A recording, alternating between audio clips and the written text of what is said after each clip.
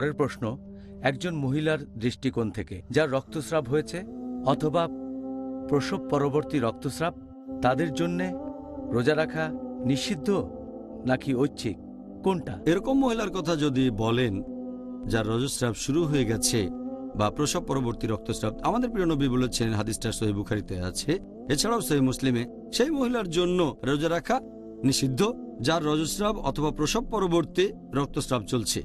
এ সময় এটা ঐচ্ছিক না, এটা নিষিদ্ধ।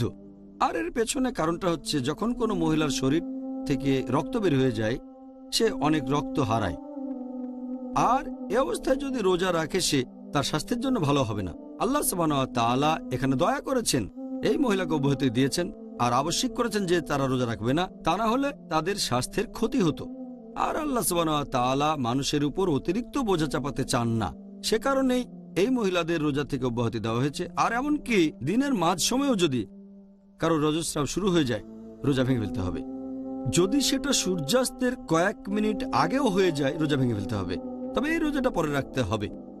আবার ধরেন কারো রজস্রাব শুরু হয়েছে আর সেটা শেষ হলো ফজরের ওয়াক্তের ঠিক আগে আগে, তখন যদি মহিলা গোসল নাও করে রোজা রাখতে পারে, কিন্তু যদি শেষ হয় ফজরের ওয়াক্তের কয়েক মিনিট পরে, রোজা রাখতে পারবে না, রোজা ভেঙে ফেলতে হবে আর এই রোজাটা পরে রাখতে হবে।